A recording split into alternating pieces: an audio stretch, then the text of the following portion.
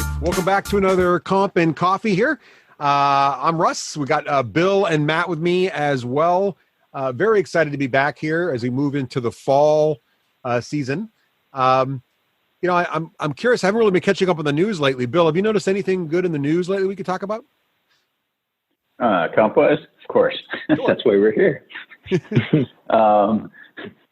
I always got. I guess I probably should have known about this, but I guess maybe a year and a half ago, people in San Francisco proposed a rule implementing a tax for companies where the CEO made more than 100 times the median worker. I'm not sure exactly how it happened, but it went sideways last year. Nothing happened with it. And then it came back this spring or summer, and it's going to be on the ballot in November. Ooh, as in like less than 3 months away. Wow. Correct. And it's a pretty simple, it's a pretty simple plan, I guess. It's like a 2 or 3 sentence proposal to, increase tax on sales if your CEO or highest paid executive, I believe, is paid more than 100 times the median. The median worker, although in this case it's the median employee who's based in San Francisco. So it's not, it's only about, the denominator or the baseline is only San Francisco employees. Although it appears to me, and you may know more, Russ, it appears to me that it's the CEO or highest paid executive, regardless of where that person sits. Yeah, it looks a little vague. I got the ordinance, or I don't know, you call this an ordinance, I guess, because it's a city law. I don't know. But I'm looking at the motion here from the Board of Supervisors from the San Francisco website. I'm just looking, and it looks like it's the highest paid managerial employee, which is sort of an interesting framing, right? Managerial employee. So they don't specifically call out CEOs or executives necessarily, but I would assume you have to have direct reports to be managerial. And then it's to the median compensation of employees based in the city, which is in the language as well. So it seems like, Bill, it sounds like you're correct. It sounds like the managerial employee could be based anywhere, but it's those subset of employees who happen to, I would guess, work in San Francisco that are the number you got to look at.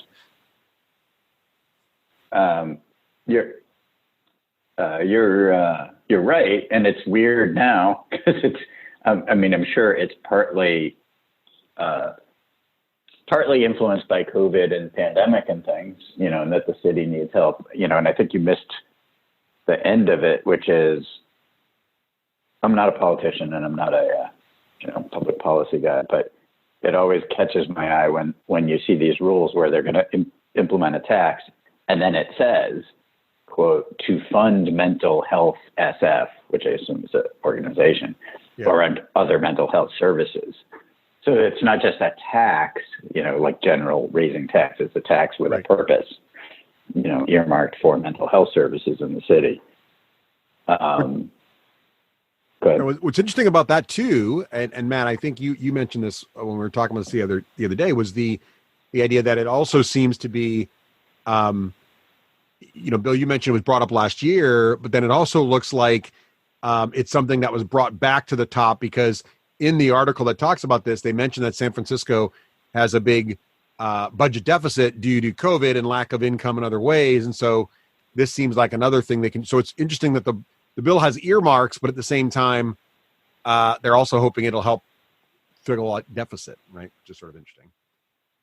Right. No, but I think one of the sponsors, or at least somebody who's in favor of this, says, it's a simple and straightforward tax measure. And I was like, it sounds that way, but who is a San Francisco employee today? Like, right. It's like, is it where your home is? Is it where your office is? Is it where you're, like, what if you're coming in from, the East Bay or, Marin County or whatever, like, are those San Francisco employees, or are those not San Francisco employees when they're working from home? Yeah, and there's a bunch of what's also interesting about this is there's a bunch of things that are like point in time measures around this that are sort of interesting, right? So one of them, as you point out, is the challenge around, well, when are we talking about where the person lives? Is it when they come into office, or they commute into the city? Do they have to live there? Now with mobile workforce being even more often, what percentage of the time to be in the city? But the other part is, as comp people, right? Matt, how many different kinds of executive compensation are there, Matt? I haven't kept track of the actual number, but when we look at executive compensation, it's not as simple as what's your base pay, what's your bonus. I mean, it's base pay and it's stock options, it's country club memberships, it's company it's cars vehicle, and all that sort of stuff. Yeah. So it makes it pretty difficult to assign a number to that. Exactly. And what's interesting in the article, they specifically say, or in the bill, actually, it specifically says they're going to try to capture all the different types of executive compensation. And they list things like, right from it, wages, salaries, commissions, bonuses, property issued. So there's your car and golf membership or whatever, transferred, anything transferred in the exchange of performance or services. So pretty much they're trying to catch it all, Which is, I have to say, hats off to them. That's smart, and this may be a little history lesson for most people listening, ancient history lesson, but there are some, famous, I don't know if they would be, well, they're famous CEOs that have had San Francisco employees, Larry Ellison, founder and CEO of Oracle, and Steve Jobs, Apple, who for multiple years had $0 salaries, $0 salaries, or $1 salaries. $1. And I remember, Steve Jobs in particular, he and it was a big deal, he wasn't getting paid. They gave him a $90 million jet, but he wasn't getting paid. So if you're talking about a law where you're saying, like, what is the CEO being compensated? Let's think total rewards, like the total value of his package. It is, in that case, what if you, didn't give him the plane, but you gave him use of the plane, personal use of the plane? Like, what is that worth? Like, how do you put a dollar sign on it?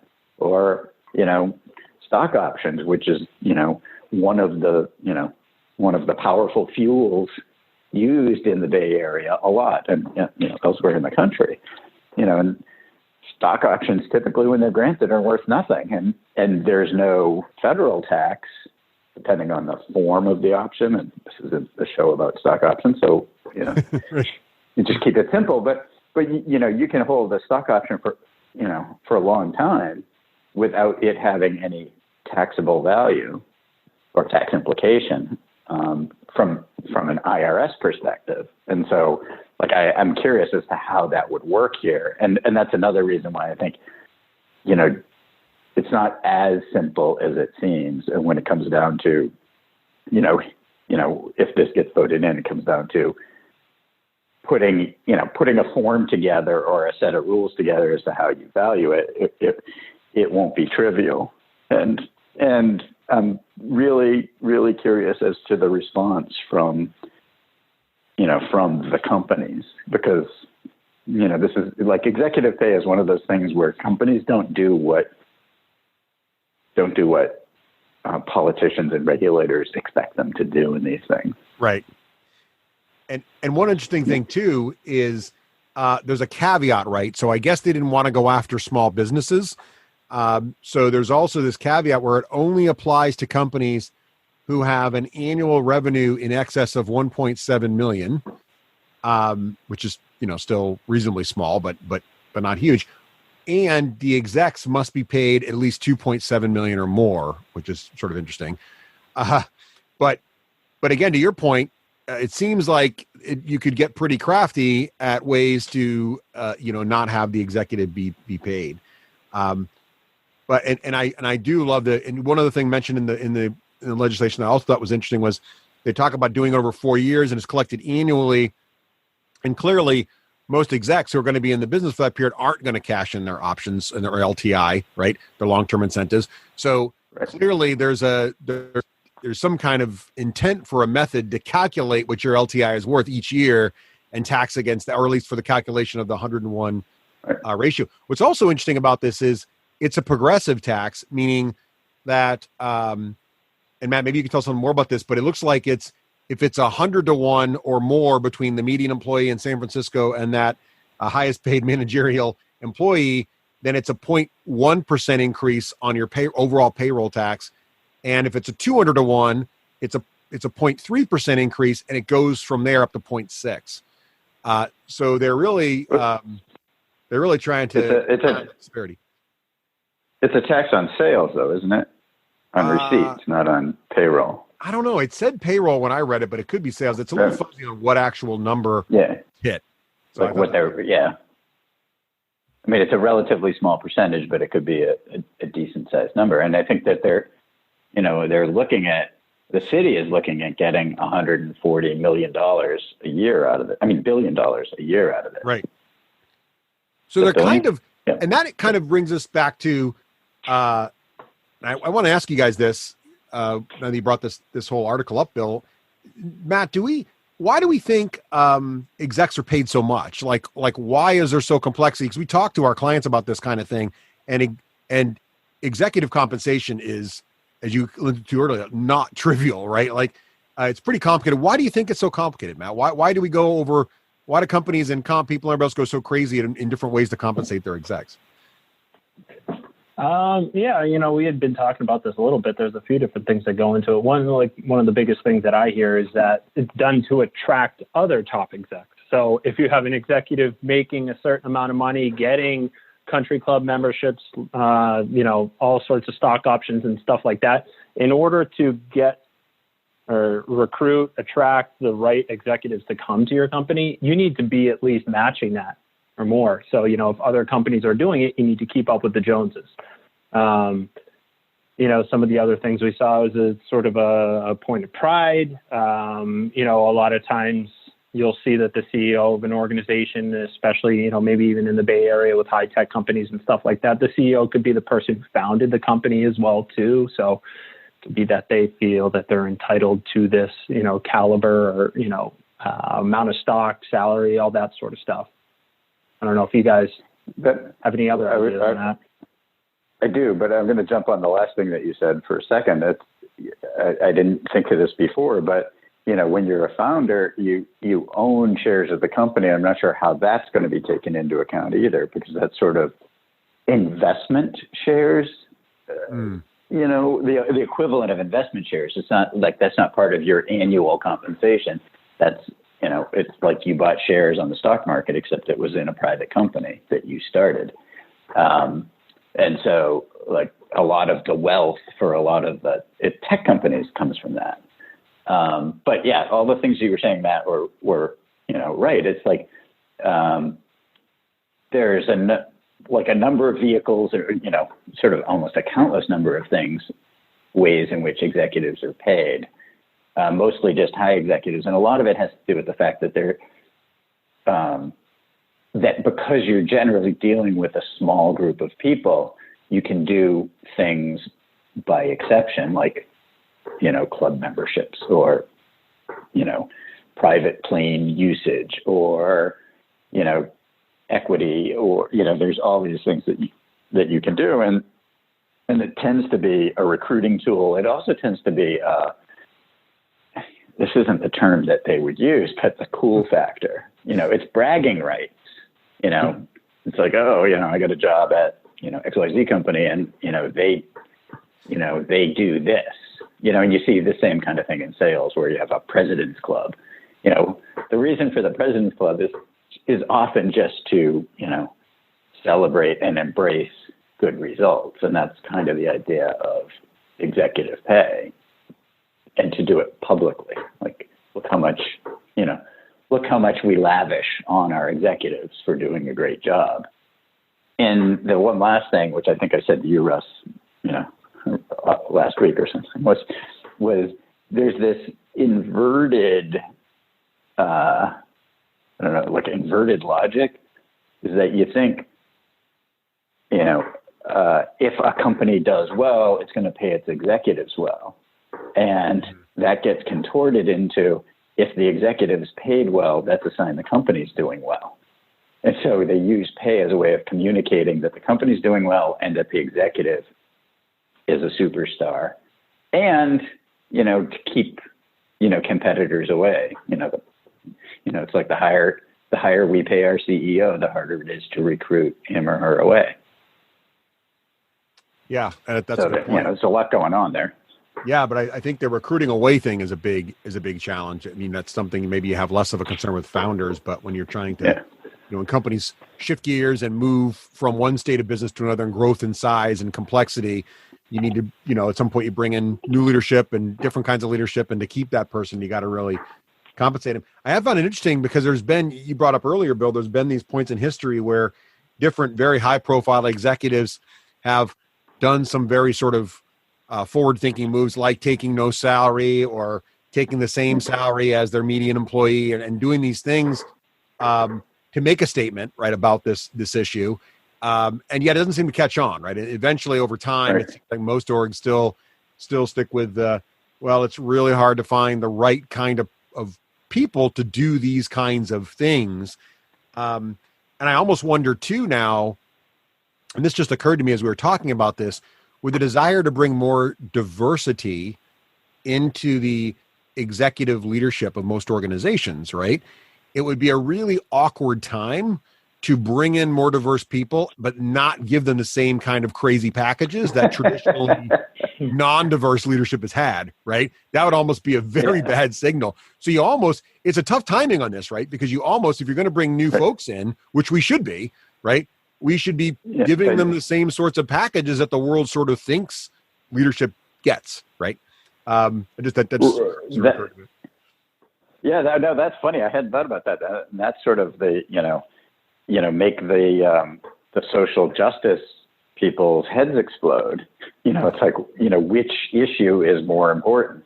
Right. And it's a challenge, and that's, it's a balancing act. And I think that's what you run into when you start, trying to use, sort of an indirect means to an end, and like let's put a tax on the ratio of pay of two groups in order to lower CEO pay. Although it's still unclear to me whether the idea is to lower CEO pay or raise your median workers, lowest workers pay, which I'm going to come to that in a second. We're going to get all massy on you, or to raise money for the municipality, the city in this case. All right, put a pin in your math. Before you go to math, I have one other question for you, though. Okay. And maybe I can't wait. Well, before you suggest ways companies can fix it, because I do want to talk about that, because there's multiple ways they can use math to solve this sort of word problem that the city of San Francisco is presenting businesses with. That's really what we have, right? They presented them with a math word problem, which is, how much more money will the government get if we make this rule?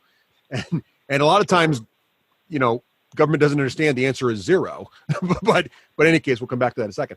But a lot of time, companies will just absorb this as a cost of doing business, right? The social change that folks want won't necessarily happen, and they'll just absorb it as, yep, that's the cost of doing business. Have we seen that in the past? It seems like we see that a lot, right? Say that again. Do we see that a lot in the past? It sounds like historically, a lot of times, especially since the authors of the bill seem to be suggesting, hey, this is going to be more revenue for the city. We can earmark it for this. We can recover some deficit for that. It kind of implies they're expecting most organizations won't do any kind of change. They'll just pay it as sort of a cost of doing business. And we've kind of seen that in the past, right? Which thing? I mean, I think, companies can do different things in response to these, and sometimes they look at it as a cost of doing business, and other times they, for example, the famous one, I hope I have this right in my head, is, take notes, 162M, which is part of the Internal Revenue Code that capped executive pay at $1 million. and there were a bunch of caveats to it. And that the idea was to keep pay low. And this was in the 90s, I believe. Mm-hmm. And what happened was companies were all kind of looked at each other as like, what are we going to do about this? What are we going to do about this? And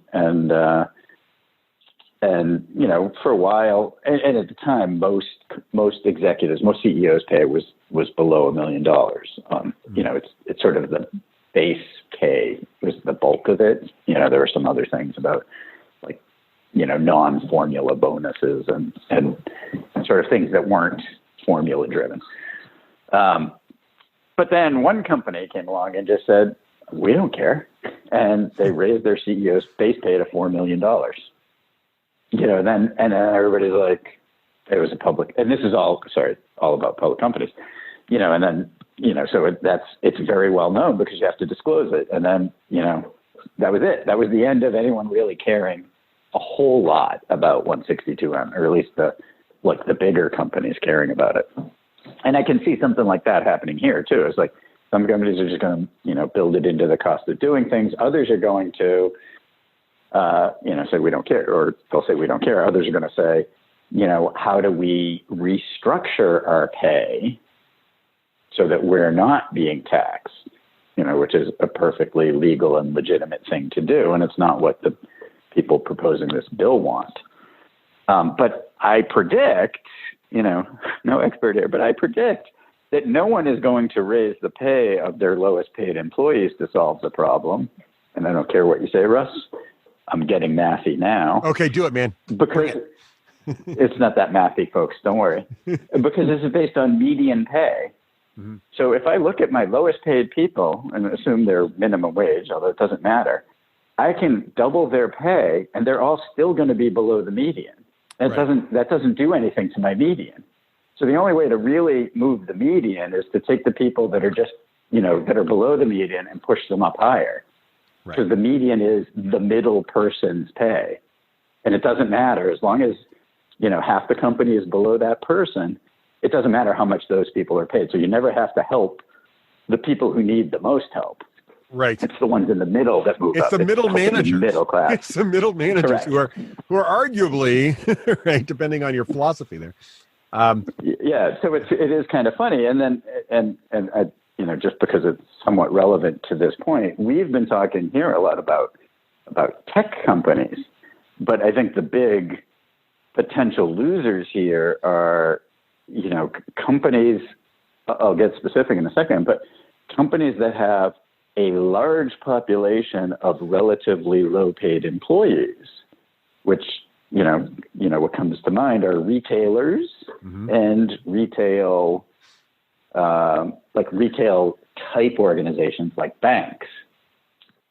And, and this is not our analysis, but according to Vox Media, like the 3 San Francisco-based companies that are in the worst shape going into this, and CEO to median pay are the Gap, Williams-Sonoma, and Wells Fargo. They don't have to be San Francisco-based, but that's what they did. And according to their analysis, the CEO of the Gap is 3,500 times. That's 3,500. Wow. Times the median employee. And why is that? It's because the median employee is somebody that works in a retail store. Right. And I'm not even sure if that person, I'm not even sure how many, whether or not not minimum wage, part-time employees, at what level part-time employees are included. But, a place like the Gap, you imagine, has lots and lots of people, in, cashier, like retail store jobs, as does Williams-Sonoma, as does Wells Fargo, in their case, as does bank locations. As does hotels as well. Yeah, correct. Hotels have the same sort of thing. And these are all or types of organizations, industries that have been hit the hardest by coronavirus, you could argue. Oh, yeah. So, yes, this would hit them the hardest at their worst point right now in the last, I don't know how many years. And then the folks like on the other side of the thing, and Bill, you might have been going there as well, is like high tech companies in the Bay Area, their median workers are, typically engineers who are well paid. Correct.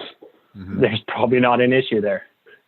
Right. So in this, again, in this, report from Vox, the first tech company on their list is Salesforce at 187 times.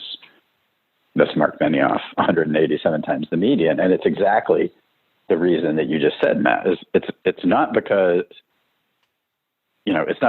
they're that he's not highly paid. It's because there are a lot of people that have what the average American would consider very high earnings, the engineers, the engineering managers, and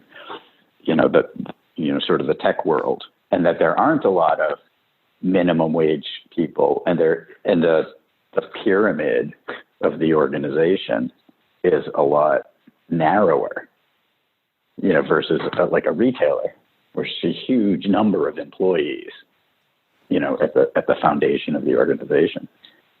So I think that's partly why there hasn't been a huge uproar from the tech world about it. Well, that's really, I hadn't even thought about that your analysis on the COVID thing is really interesting. The other thing I just thought about as you both were discussing this is the companies hardest hit by this and COVID are also the ones that have the hardest time moving their employees, right? Like retail organizations and hotels and restaurants too, which restaurant chains have a similar problem, right? They can't just move their locations. They're already in the cities, but the tech companies could go full remote. No, they could even, some of these tech companies have already declared they're going to be full remote forever, which means they could close a lot of these offices or downsize them or move them out. And now these employees are full-time remote employees. They're no longer in the city of San Francisco, and they just solve the problem even in different, unintended way. So that's really interesting. So what are some of the other? Yeah, I would actually, one of the unintended ways, I mean, you can't do this if you're a retailer, but is, this is a footnote to my mathiness, is if you can replace your low-paid workers in San Francisco with low-paid workers anywhere else in the state or outside of California, like that would raise your median. Right. So if you basically, I don't want to be so harsh about this, but if you fire low-paid people in San Francisco, your median goes up. Right. And I think that's a problem, that kind of unintended consequence. I mean, I don't see a lot of companies actually doing that, but, there is an argument to be made for it. Yeah.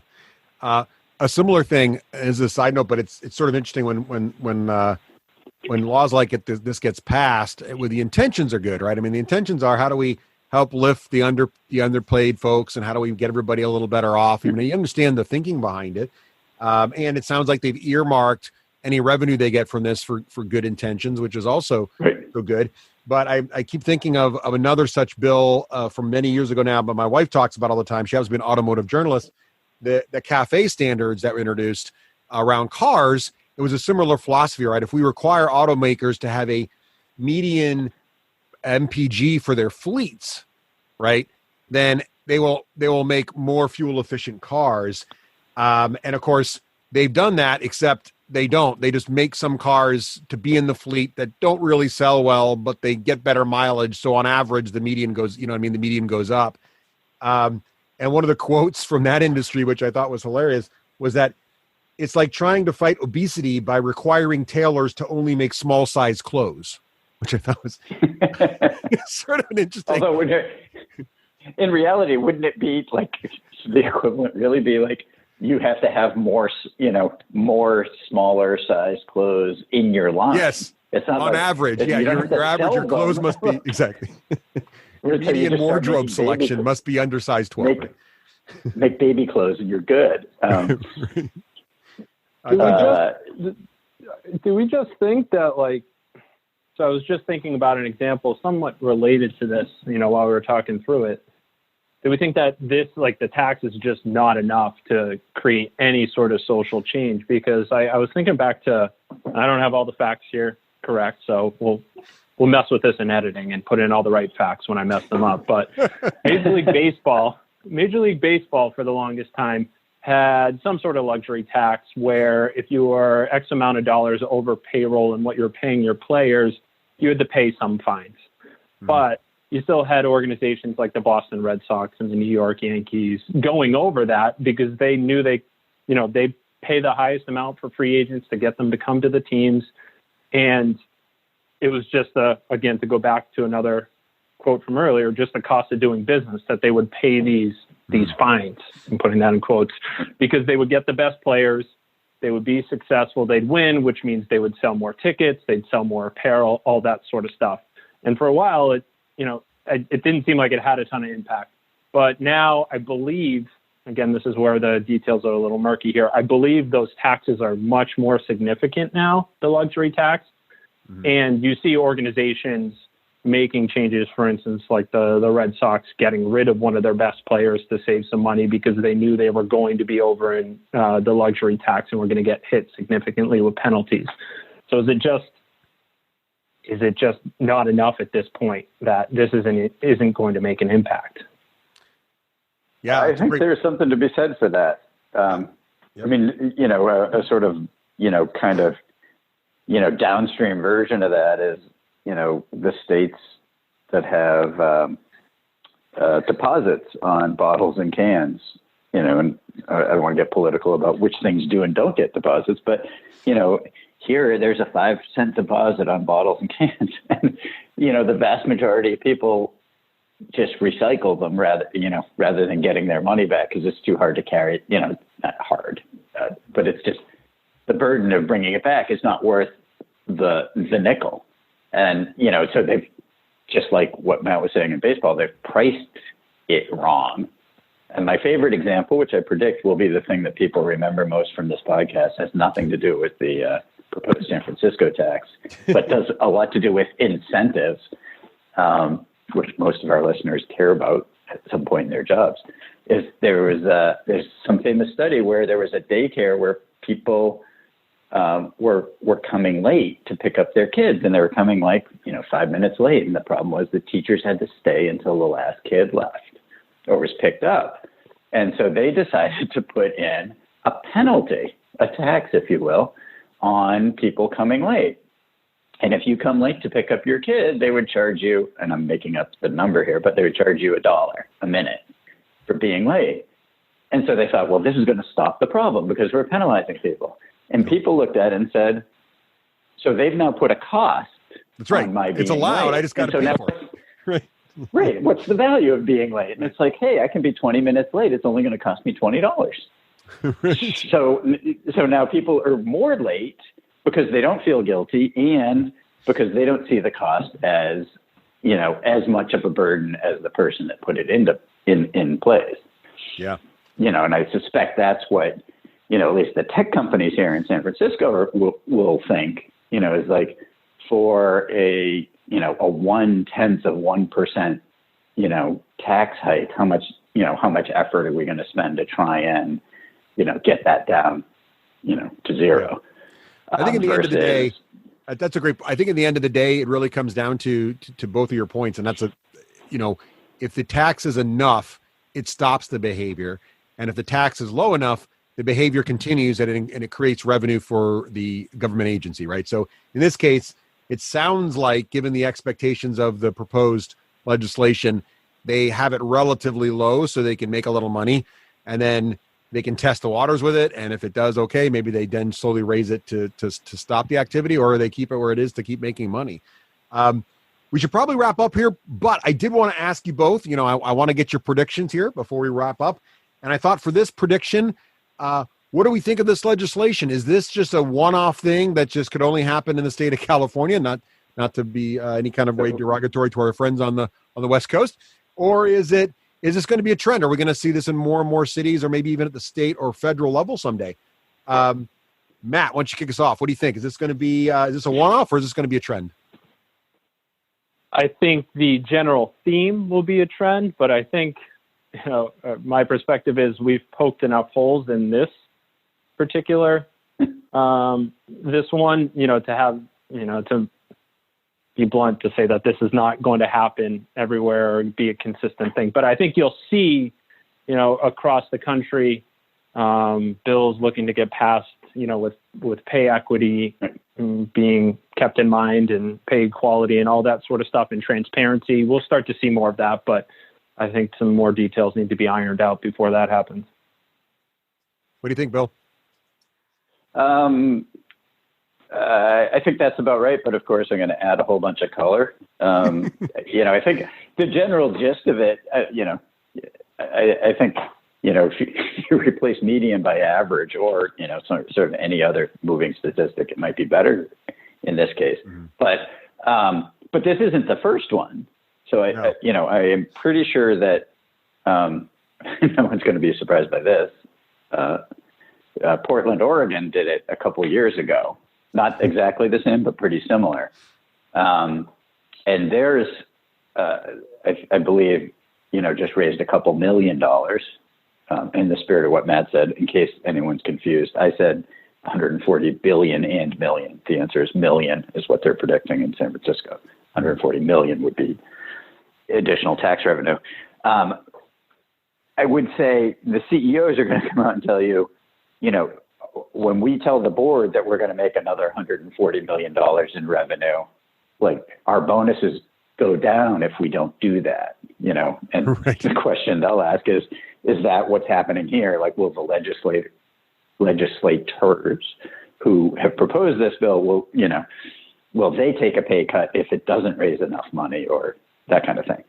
And I think there will be rumblings about it. There are definitely pros and cons to both, or to all the issues that are being implied here. Is like, is CEO pay out of control? Are the low-paid people not earning enough? And should we be funding other, social things? And those issues are going to come up in lots of places. And I think, you start to see it in other places. And I think the people in Oregon, actually, they said the reason that they were doing it was to start the trend. More, right. More so than, it wasn't just about solving a Portland problem. It was about, making a statement. And I can guarantee you there are lots of parts of the country where they're going to say, we don't like that statement. I think, federal government will have a hard time doing it, but again, also have done it to some degree in Dodd-Frank, which I believe is still there for public companies, and they have to disclose the ratio, like in their SEC disclosures. But that's just a disclosure issue. There's no. So you're saying the trend will continue. That's what I'm hearing. It'll continue to be a point of conversation. I think you'll see these kinds of proposals popping up, and I think if this one passes or fails, will probably heavily influence the trajectory and the sort of style of other ones. Yep. I agree. I think there will be more. I kind of wish we were focusing more on the diversity side of things right now and less on the I guess CEO pay ratio / pay disparity. I think there's more good that can come from the diversity thing getting better addressed than this. But I think it's all, the right thoughts in the right space. But we'll see what happens. So it's going to be interesting to watch that one in particular. So thanks guys for joining us today. And thank you everyone for listening. And if you'd like to share your thoughts with us on this or any other topics, don't forget to send us an email to coffee@payfactors.com or just tweet us at payfactors. And by the way, Bill, next time I ask you about news, it could be either about compensation or it could be about coffee.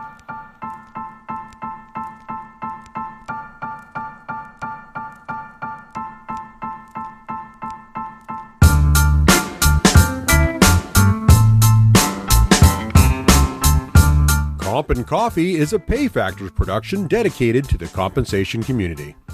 We welcome your feedback.